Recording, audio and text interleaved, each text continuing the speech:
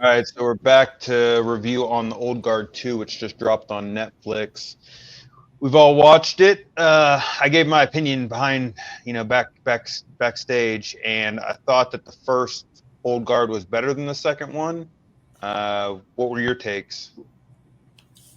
I thought that the old guard, all right, several things. One, the original old guard, I liked it, and it left me with some scientific theories and whatnot. Uh, I was disappointed when they threw in the magical crap in Old Guard 2. And the thing that I find about them both is while I enjoyed watching them, they are eminently forgettable movies. Oh yeah, I just watched it like day before yesterday, and I already can't remember a whole lot about it. I mean, good movie. I enjoyed watching it while I was watching it, but nothing really stuck. Yeah, I agree with that But assessment. Between the two, yeah, definitely watching the second one kind of detracted, in my opinion, from the first one. The first one was a much better movie standalone, and I don't know what specifically they're talking about with the magical stuff, but I do agree that they got over the top with just the tropey show of the fact that they're immortal in the second one, and in particular, something that um, what's the word I'm looking for? It just kind of irked me that yeah, it's not enough that they have effective immortality, but now they have crouching tiger, hidden dragon powers in the second one. Because if you remember at the beginning when Andy and Niall are taking over that the gun runners villa, they go running up the banisters of the dual staircase and all that. Just the over the top, like all of a sudden now they're mystical kung fu warriors and shit. It yeah, was over the top action. That was the first thing I noticed actually in that whole first scene with the car yeah, chasing and everything else. It's a lot of CGI that they were doing and everything and else to get these over the top action and like I said, elements. the tropes within the tropes within that over the top action, like it. I think when he's fighting the one guy, he gets his finger cut off, or he gets his Yeah. thumb cut off, and he grabs it, puts it back on, it heals up, and he's like, "Oh, good job!" Like, That's what the first one, even in the first one, I wish they would have done it a bit more, but in the second one, they really just did away with it.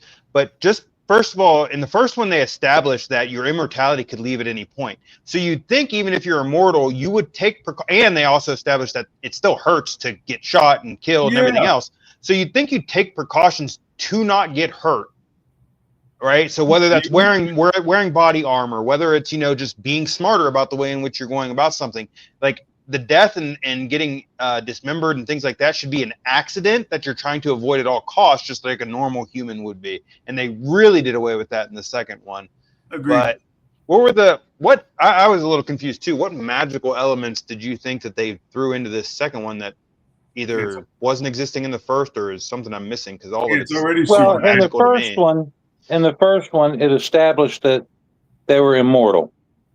So you got to wonder, okay, what makes them immortal? Are they a breed like human beings, but not? Is it a recessive gene Well, they that established. snaps your DNA so that it repairs? Is it the telomeres in your body don't retract? What is it? And then in the second one, all of a sudden Andy's dying. She's mortal now. Oh, but if you magically get cut by somebody and then give away your power, that's magic. That's not science. They didn't get a blood They transfusion. They they didn't do anything else. He gave it away. No, they disproved that it's been supernatural from the beginning, and that's what the first one established was that science cannot explain this. There is no Well, gift that science can take from it.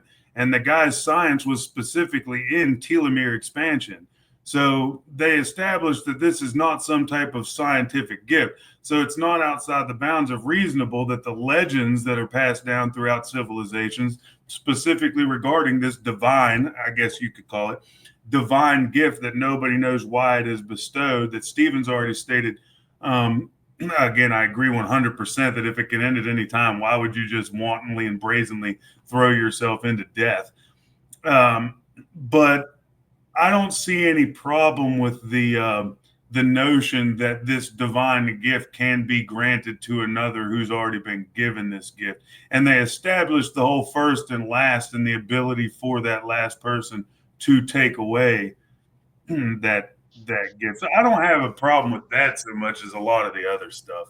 I think I'm right in the middle between both of you, and for a very specific reason that I want to talk about. So on the one hand, it's never established how they got their powers, where they get it, what's going on, any of that. That's fine.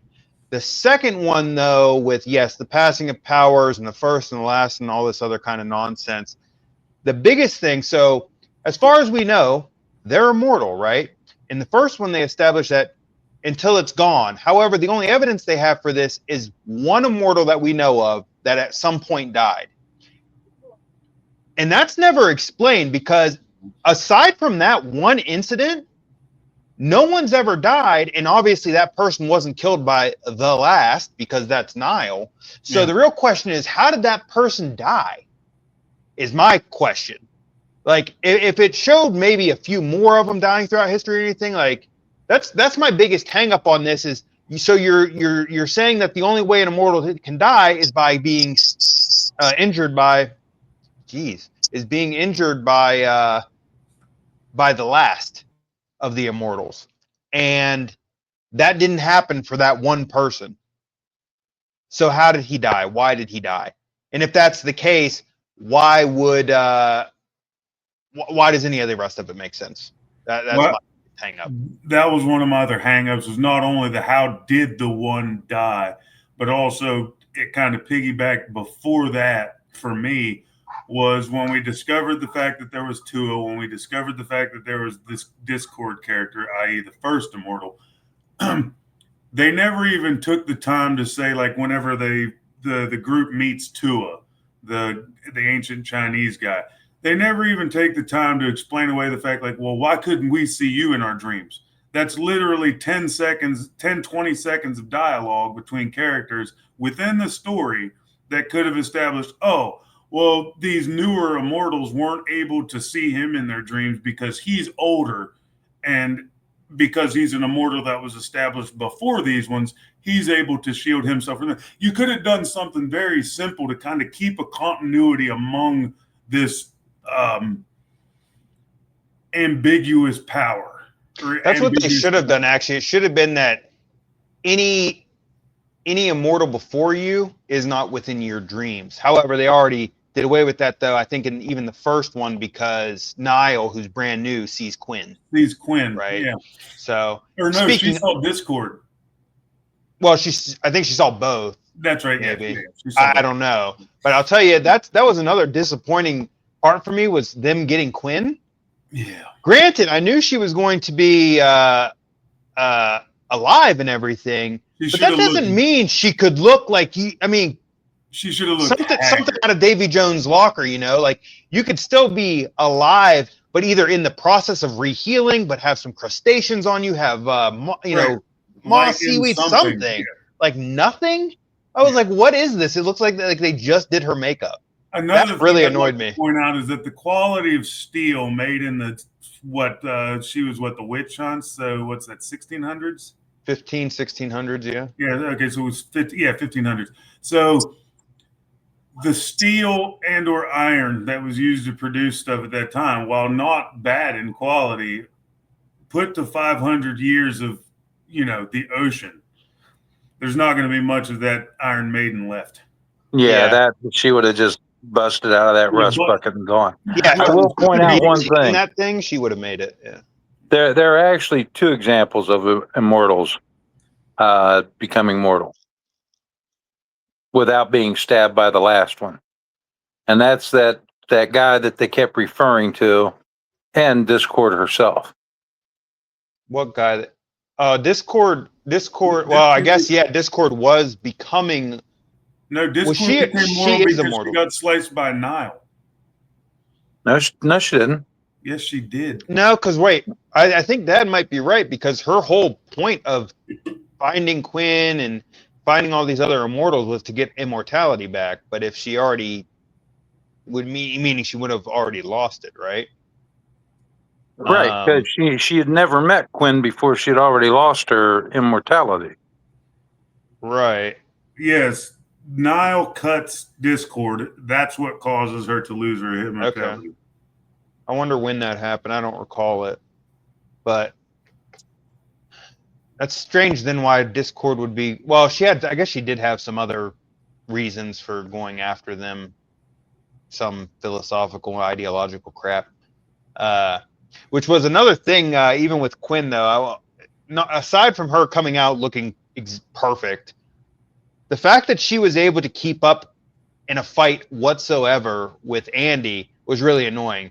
Like, just because your body is alive and you can move and be capable, you haven't moved in 500 years. You're still, aside from just being able to live longer, there's nothing special about these people. Right? So if you're not using it, you're losing it. Andy's been fighting for the past 500 years that you've been dead. You would have lost almost all of your skill, knowledge, and everything else. I mean, outside of just some basic generic stuff. But the fact that you're still fighting as if you haven't lost a step, again, that was a bit annoying to me.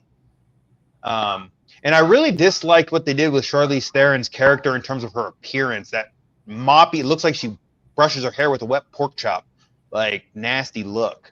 It's All like right, a who's wannabe that? mullet. The main character, Andy, is Charlize Theron. Yeah, and she's got that in this second one. She's got the black matted hair that's almost a mullet, and it's wiped and goofy looking. I want to point out something where I was wrong. I looked it up in terms of show notes or movie notes, but it says regarding Discord, while Nile does confront and fight Discord, the provided information does not specifically indicate that Nile cut Discord to remove or affect her immortality. Discord reveals to Andy that she had already presumably lost her immortality at some point before the events of the final battle. Discord's plan is to use Nile's unique ability to remove the immortality of the captured Old Guard members and then force them to transfer their powers to her. So yeah, and again, they could have explained some of this. I mean, clearly, if Tua had books that alluded to some of this, then it would have occurred in the past and all this other type of stuff. But again, it's strange to me, and I don't mind having mystery behind shows, but when there's some inconsistencies, like the fact that they brought in the idea that Nile being the last immortal can take away other, like, I don't know, it seems strange to me. Why exactly? Why? If anybody should be able to do it, in my opinion, based off that, it should be like the first. Right. So that's a little strange. And also, so how does Nile die then? Unless it's just she lives until it wears off, apparently.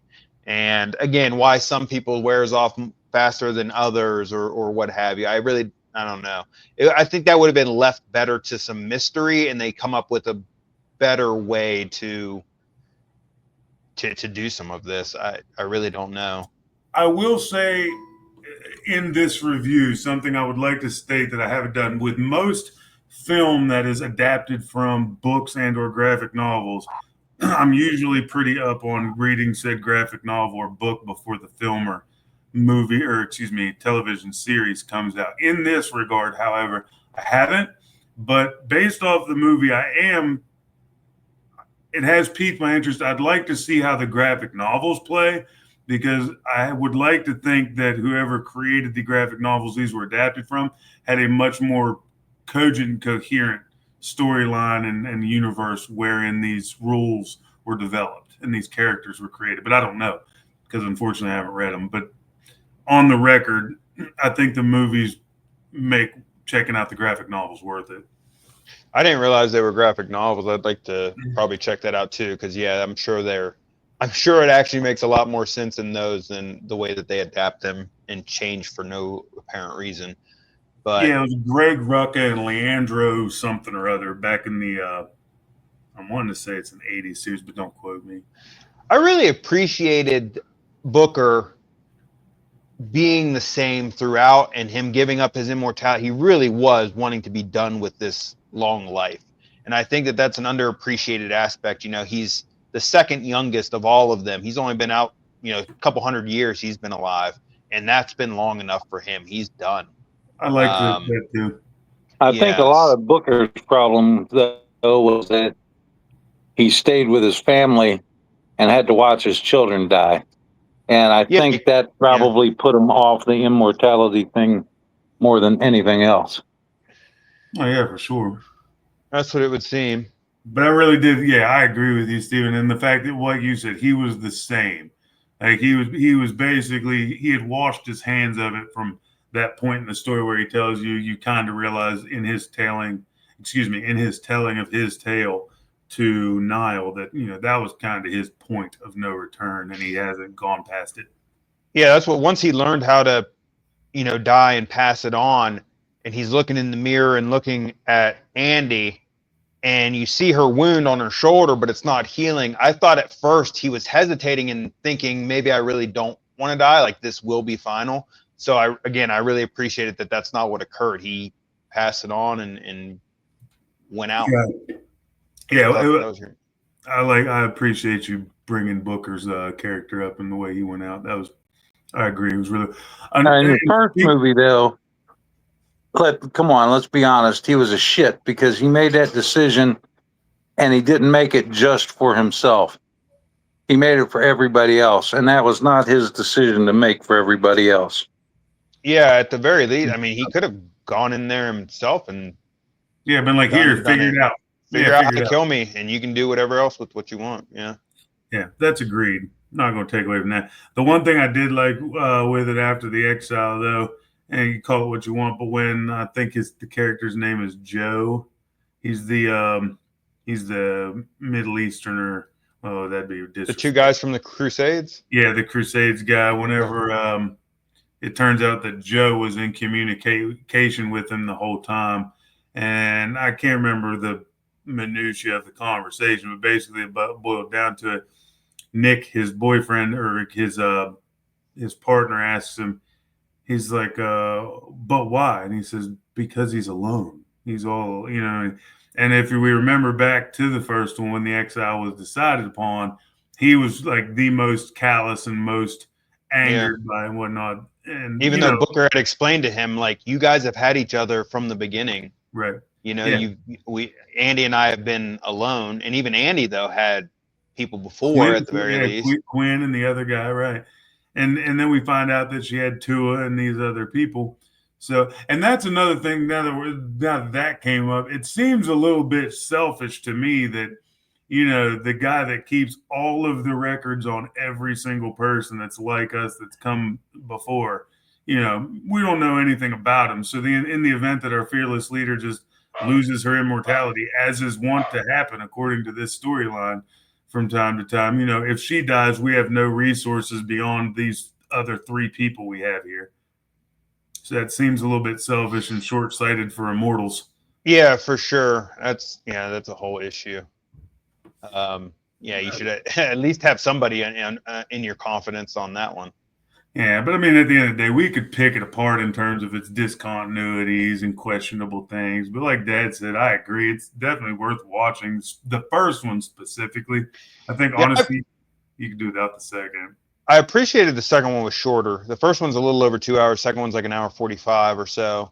And I don't even think it touches that. I think it's about an hour and a half. But I appreciated that it was a bit shorter. But I guess the last thing that I can think of, I mentioned it backstage too, is I really was disappointed that Uma Thurman was used as the first immortal. Yeah. Like, if at any point there's a chance to, with all the DEI crap going on in Hollywood and all this other type of stuff, that's just a character that would have made sense for the role. Instead of some blonde-haired, fair-skinned woman, it could have been a darker-skinned individual from, what we consider to be wherever, like, or something. But no, we're gonna go with this. Okay, that makes sense.